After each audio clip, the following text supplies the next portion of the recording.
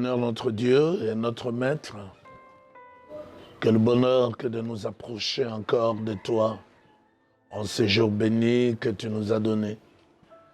Quel bonheur surtout, ô Dieu de gloire, d'écouter ta parole.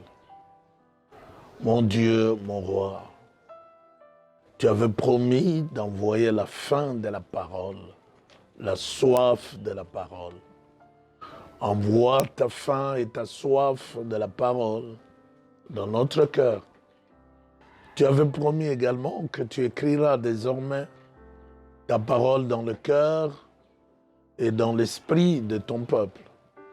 Je t'en supplie par l'autorité du Saint-Esprit, écris en lettres de feu ta parole dans le cœur et dans l'esprit de ton peuple. Seigneur, que cette parole soit une couronne autour de la tête de mon frère, qu'elle soit un collier autour de son cou, qu'elle soit un remède, qu'elle soit cette parole source de joie, source de bonheur.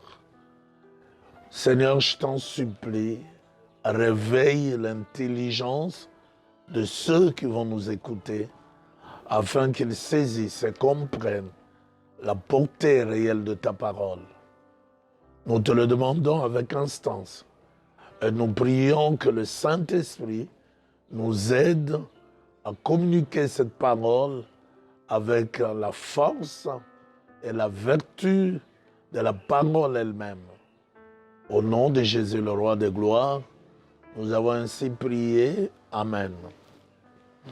Frères bien-aimés, le dimanche avant le dimanche de la Pâque, nous étions en train d'introduire un message qui me tient à cœur sur l'état moral dégradant de l'Église, mais également sur l'état dégradant de notre monde.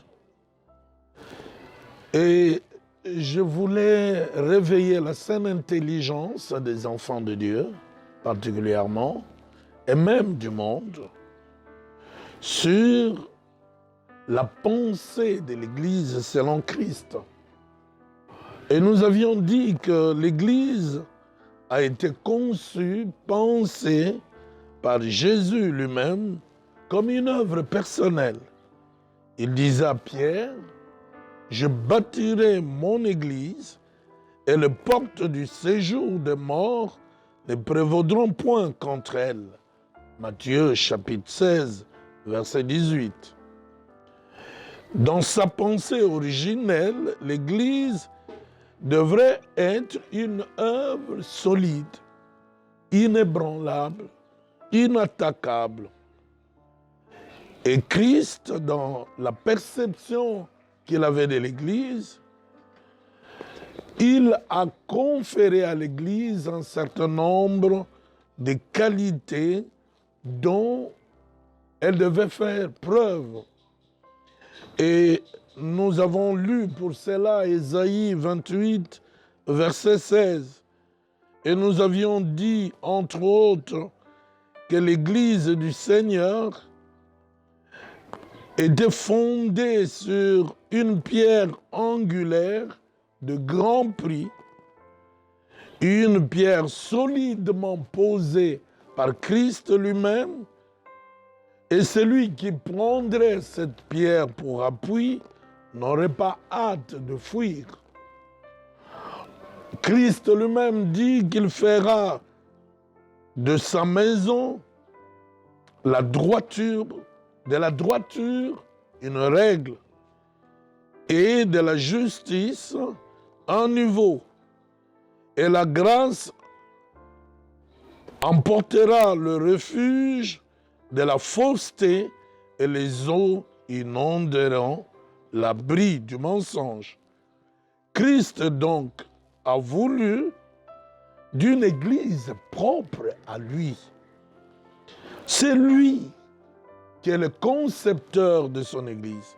Ce n'est pas un homme, ce n'est pas un prophète, un pasteur, un évêque, ce n'est pas un évangéliste international, L'Église du Seigneur, avions-nous dit, que c'est Christ qui en est la tête. L'Église du Seigneur, c'est lui qui l'aime comme une épouse, comme un époux aime son épouse. D'après Cantique, au chapitre 7, le verset 11, Christ prend un grand soin de son Église. Son Église lui appartient. Son Église, c'est lui qui la sanctifie. C'est encore lui qui la purifie. Aucun pasteur ne peut sanctifier une Église, ne peut purifier une Église. C'est Christ qui sanctifie. C'est Christ qui purifie son Église. Un homme peut réunir un grand nombre de gens autour de lui pour l'écouter, mais il ne le sanctifiera jamais. Il ne le purifiera jamais. Ça, c'est Christ. C'est le rôle de Christ. C'est pourquoi aujourd'hui, un serviteur de Dieu sérieux doit réfléchir 2 fois lorsqu'il prétend qu'il a son Église à lui. Il va réfléchir 2 fois pour comprendre que ce n'est pas son œuvre. L'Église du Seigneur est soumise à Christ, pas un homme, à Christ lui-même. L'Église est l'objet de la grâce divine.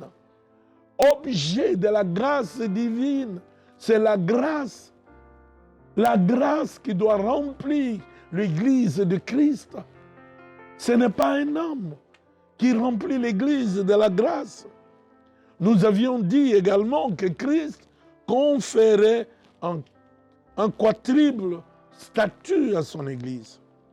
Siège de l'adoration, temple du Dieu vivant, corps du Christ, épouse de Jésus.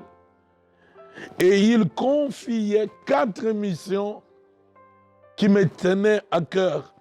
Éclairer le monde, donner le goût au monde, faire de toutes les nations des disciples, accomplir, pratiquer les bonnes œuvres que Dieu a préparées d'avance.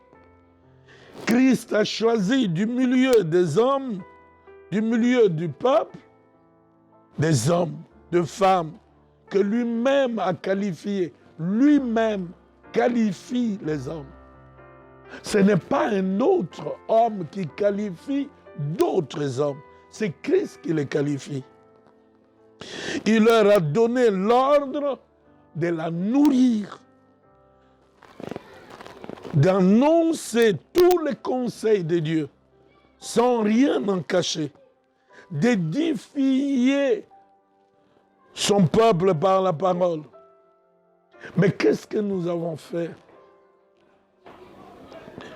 de cette Église de Christ, de la pensée originelle de l'Église? Qu'avons-nous fait? Comment l'avons-nous comprise? Comment l'avons-nous interprétée? Et avant que de voir l'état moral de l'Église aujourd'hui, parlons un peu de la pensée du Christ sur son berger. Le berger selon Christ. C'est lui qui doit paître son troupeau. Allons d'abord dans Luc chapitre 17, versets 7 à 10, particulièrement le verset 10. Luc chapitre 17, à partir du verset 7. Qui de vous, ayant un serviteur qui laboure ou paie le troupeau, lui dira quand il revient des champs, approche vite et mets-toi à table? Ne lui dira-t-il pas au contraire, prépare-moi à souper, ceins-toi et sers-moi jusqu'à ce que j'aie mangé et bu? Après cela, toi, tu mangeras et boiras. Doit-il de la reconnaissance à ses serviteurs parce qu'il a fait ce qui lui était ordonné. Verset 10, vous de même, quand vous avez fait tout ce qui vous a été ordonné, dites, nous sommes des serviteurs inutiles. Nous avons fait ce que nous devions faire. Nous sommes des serviteurs inutiles. Nous avons fait ce que nous devions faire. Voilà résumé le portrait moral et même spirituel d'un vrai serviteur de Dieu. Dans 1 Corinthiens, chapitre 9, versets 15 à 18, 1 Corinthiens 9, 15 à 18, Paul plutôt dit ceci, par la bouche de son serviteur, Paul. Jésus dit, par la bouche de son serviteur Paul, pour moi, je n'ai usé d'aucun de ces droits, et ce n'est pas afin de le réclamer en ma faveur que j'écris ainsi. Car j'aimerais mieux mourir que de me laisser enlever ce sujet de gloire. Si j'annonce l'évangile, ce n'est pas pour moi un sujet de gloire, car la nécessité m'en est imposée, et malheur à moi si je n'annonce pas l'évangile. Si je le fais de bon cœur, j'en ai la récompense. Si je le fais de bon cœur, j'en ai la récompense. Mais si je le fais malgré moi, c'est une charge, une corvée qui m'est confiée. Quelle est donc ma récompense? C'est d'offrir gratuitement l'évangile que j'annonce, sans user de mon droit de prédicateur de l'évangile. Car bien que je sois libre à l'égard de tous, je me suis rendu le serviteur de tous, afin de gagner le plus grand nombre. Avec les Juifs, j'ai été comme Juif, afin de gagner les Juifs. Avec ceux qui sont sous la loi, comme sous la loi, quoique je ne sois pas moi-même sous la loi, afin de gagner ceux qui sont sous la loi. Avec ceux qui sont sans la loi, comme sans loi, quoique je ne sois point sans la loi de Dieu, étant sous la loi de Christ, afin de gagner ceux qui sont sans la loi. J'ai été faible avec le faible, afin de gagner le faible. Je me suis fait tout à tous, afin d'en sauver de toute manière quelques-uns. Je fais tout à cause de l'Évangile, afin d'y avoir part. Et nous disons Amen. Dans cette parole que nous venons de lire, Jésus-Christ définit son serviteur. Il brosse le portrait moral, spirituel de son serviteur. Celui qui ne doit s'attendre à aucune récompense. Celui qui ne doit attendre, j'allais dire, aucune récompense particulière pour avoir accompli son devoir. Il ne mérite aucun honneur particulier.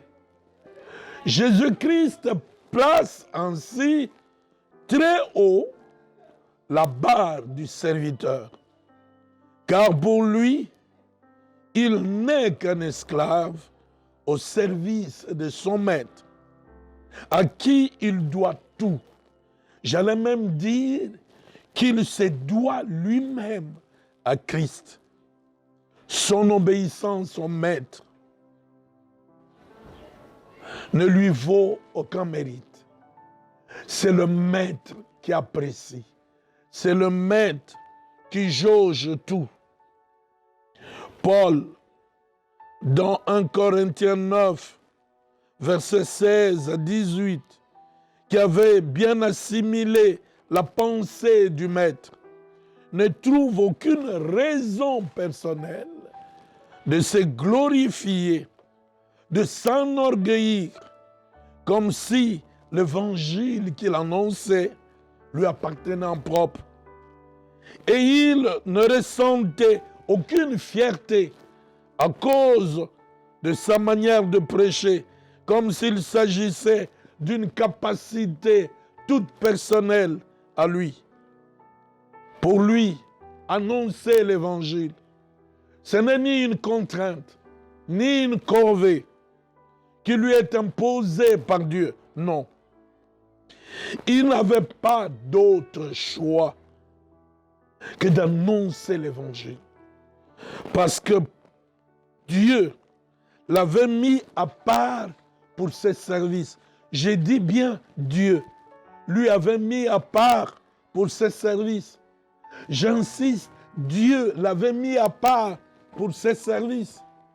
Parce que, comme nous le verrons plus tard, aujourd'hui, des loups-garous sont entrés dans le champ missionnaire, décimant les brebis, prenant la place du maître, faisant tout à cause, non pas du royaume de Jésus, mais à cause de motivations qui ne sont ni nobles, ni louables, ni à la hauteur des attentes du maître lui-même. Paul et bien d'autres avant lui l'avaient compris. Dans Actes 21, versets 18 à 33, lors de son discours aux évêques d'Éphèse, il énonce le principe biblique de la tâche d'un évêque dans une église locale. Ce principe s'articule sur deux axes ou deux parties importantes. Le premier axe, c'est la promotion de la foi. La promotion de la foi. Il s'agit pour Paul de nourrir le brebis du Seigneur. Je dis bien le brebis du Seigneur. Aujourd'hui, il y a des pasteurs qui ont leur brebis.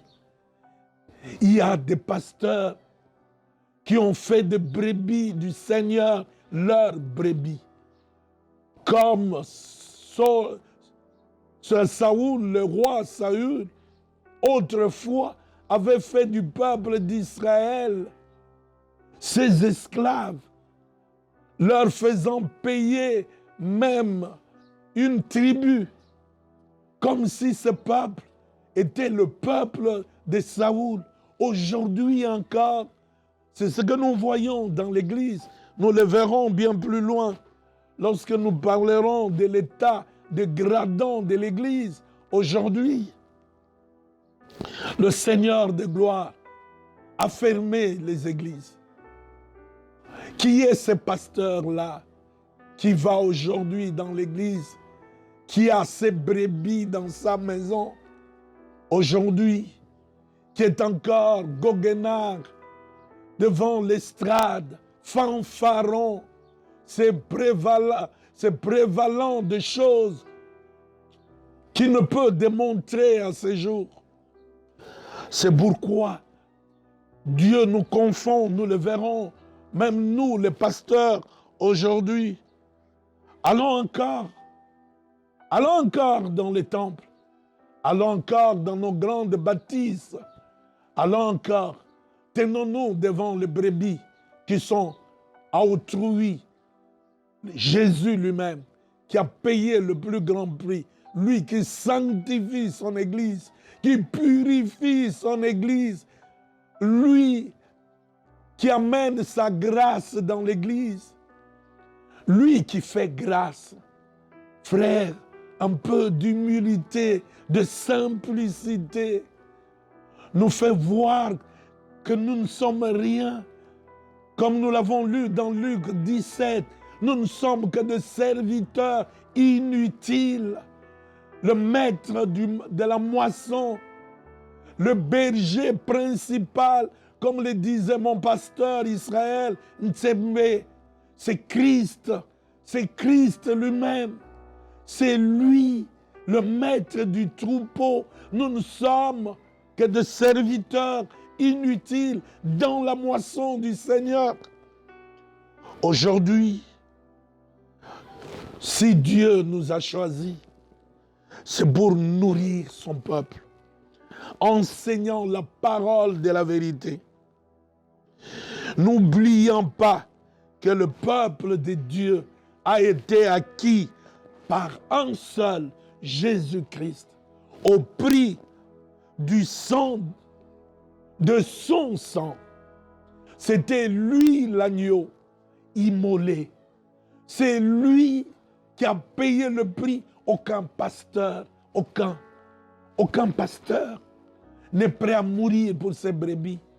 Aucun pasteur n'est prêt à mourir, à souffrir comme Christ pour ses propres brebis. Aucun d'entre nous. Soyons modestes, soyons honnêtes envers nous-mêmes. Aucun pasteur n'est mort, ne mourra pour ses brebis.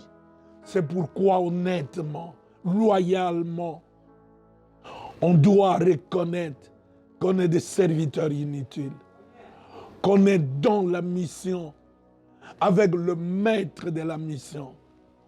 Il y a le maître de la mission.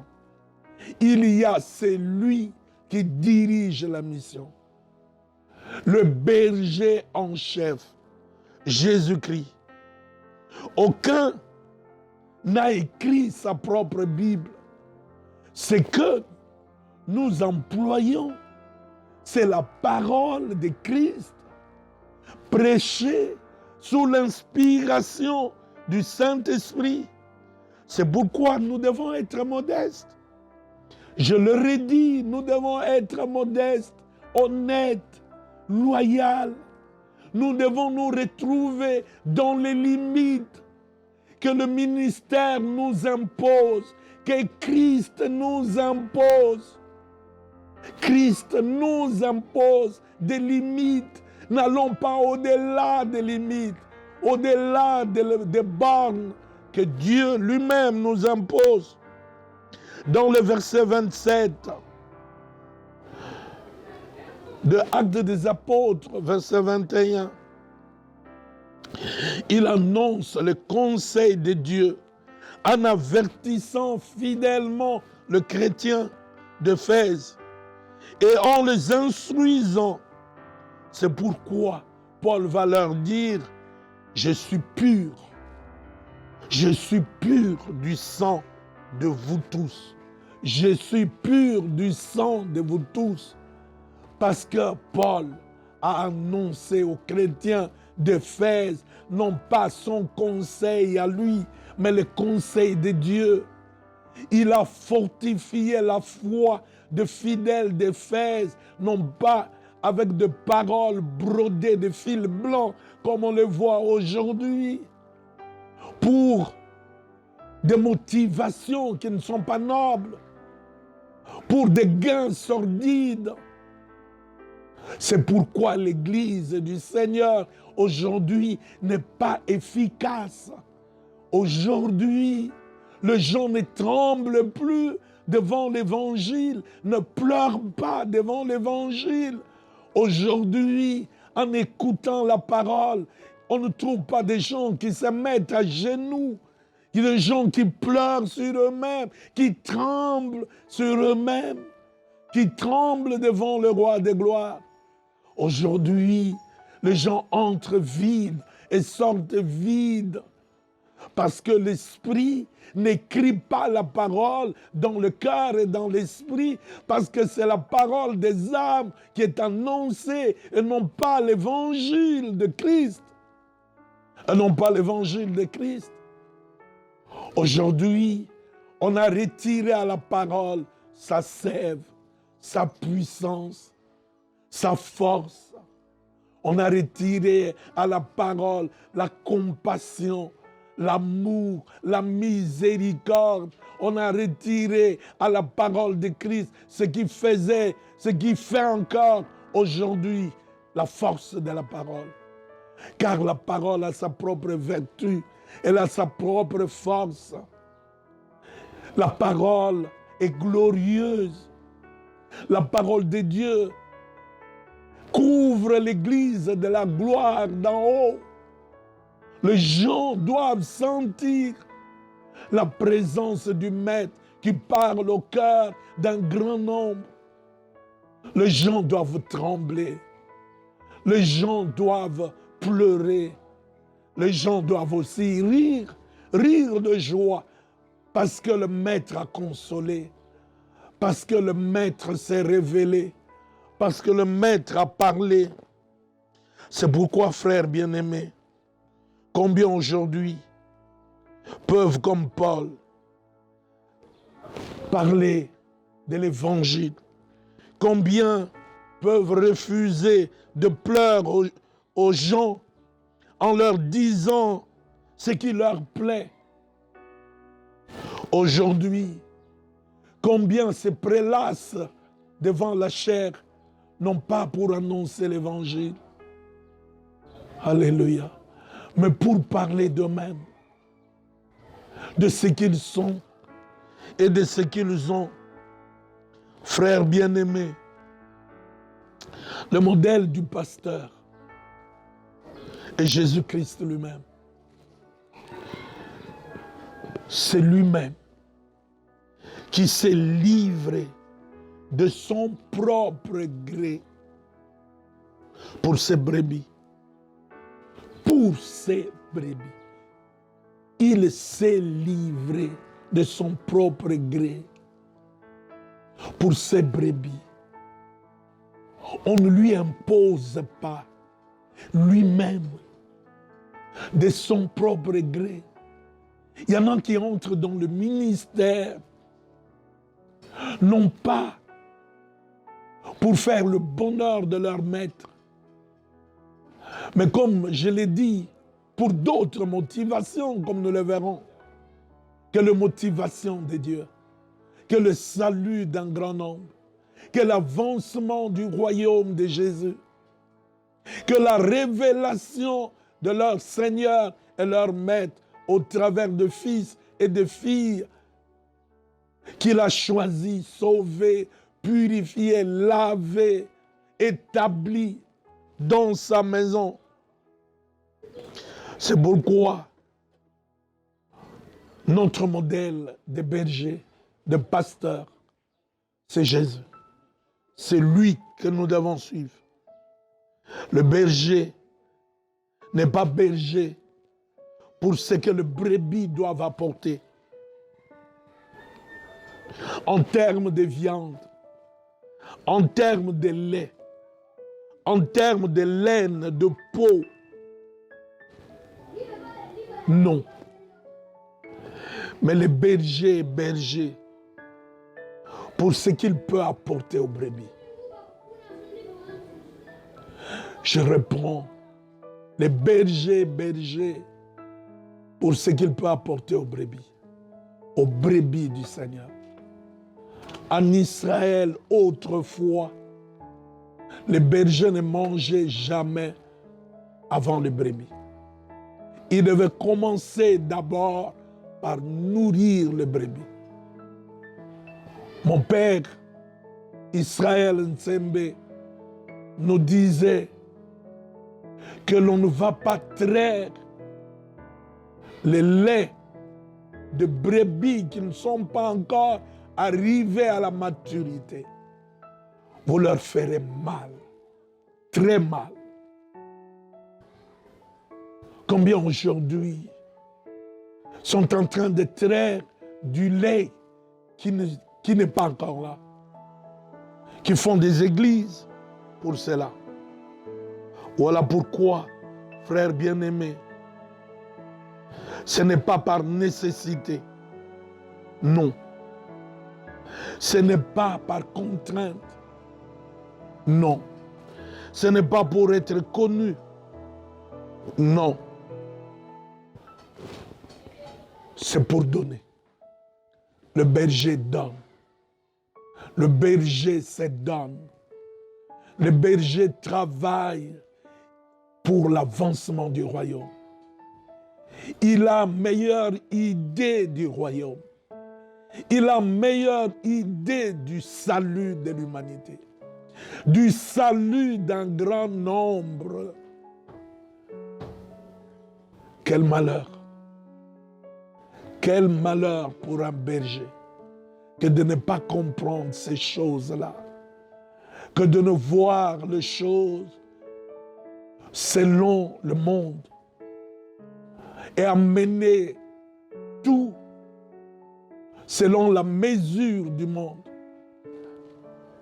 Dans le passage d'Ésaïe 28 que nous avons lu précédemment, Jésus a dit qu'il fait de sa maison un niveau. Les niveaux. Il a un niveau.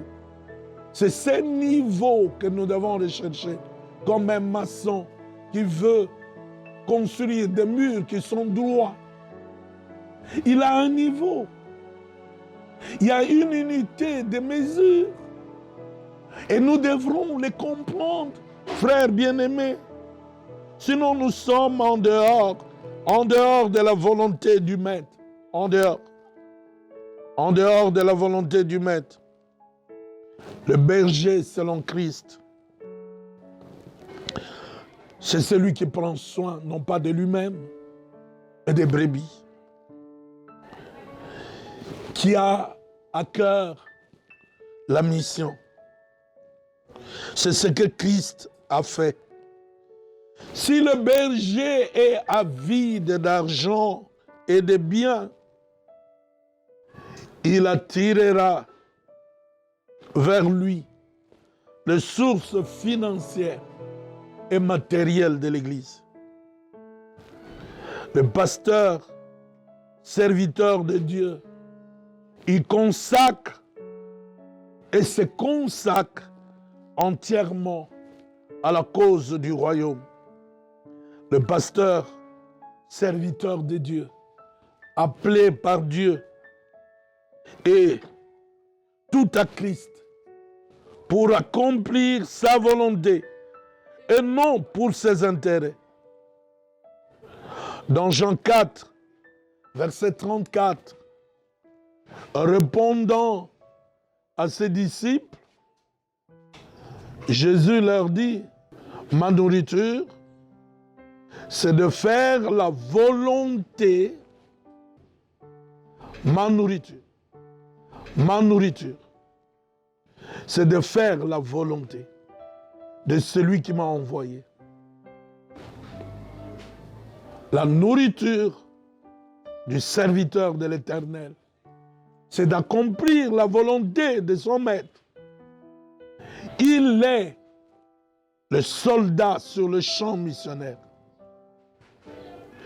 Il vient à l'église pour être il amène le chrétien à l'église pour les entraîner, les équiper, le vêtir de l'armure spirituelle et s'apprêter pour le combat contre Satan.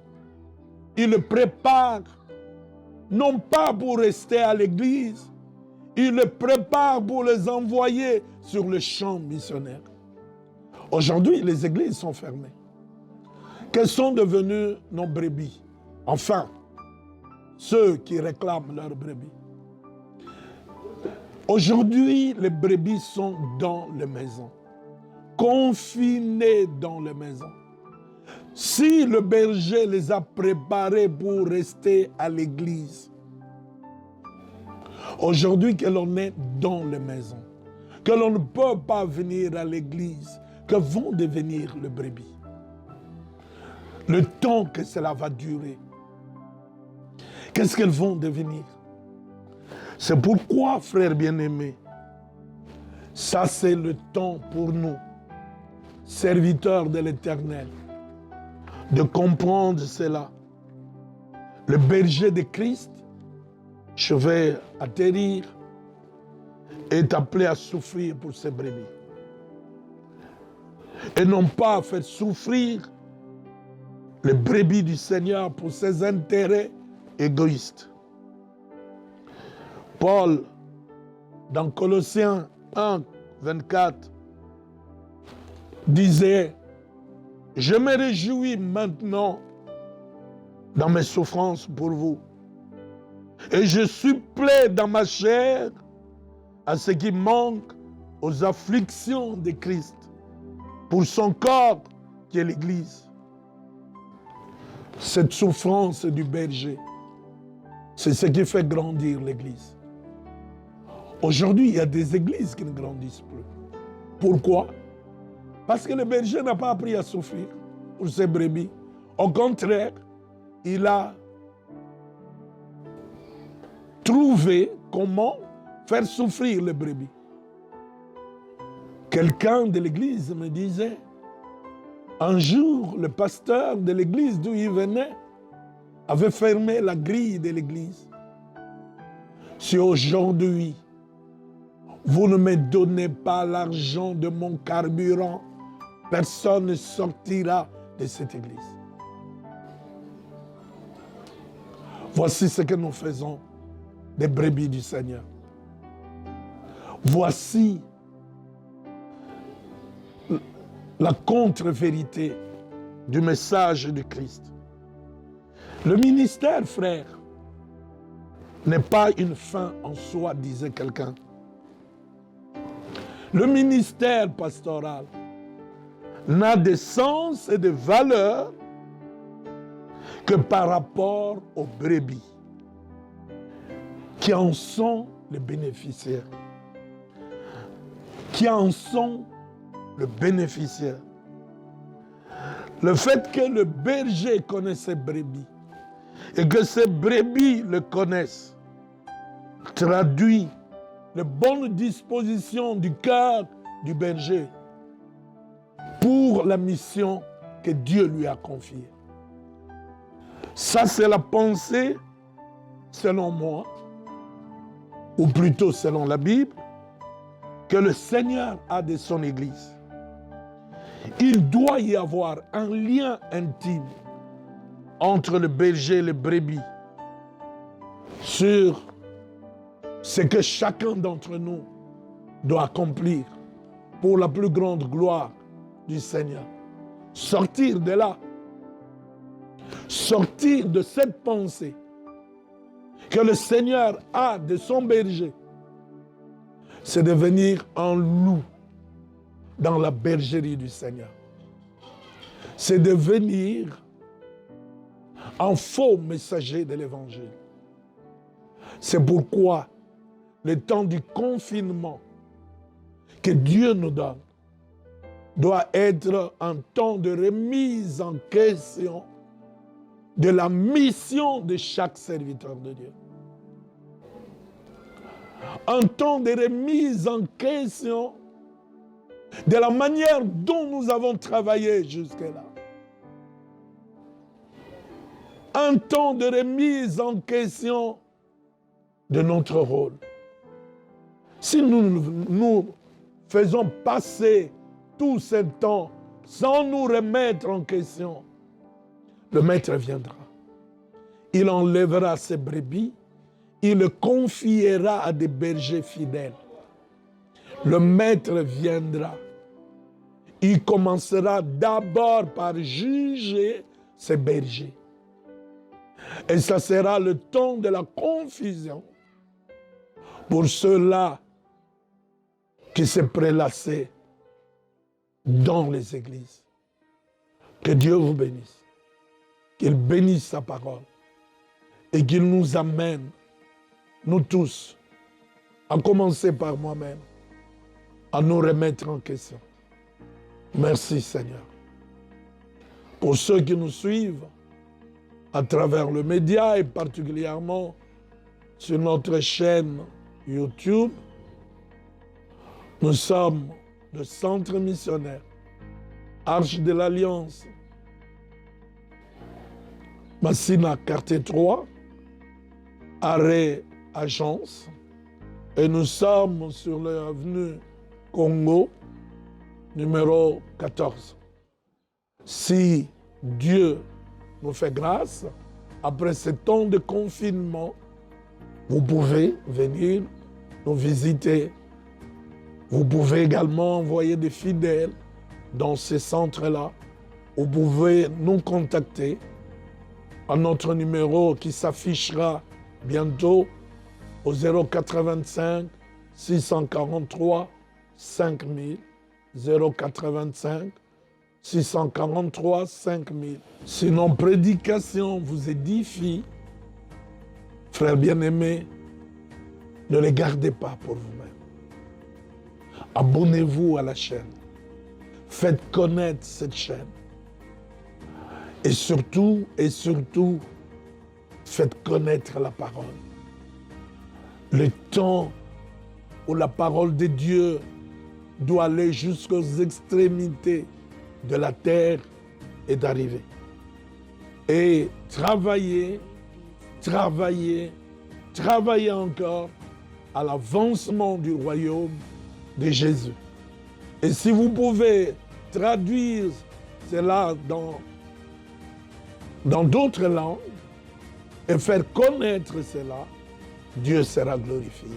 Que Dieu vous bénisse encore.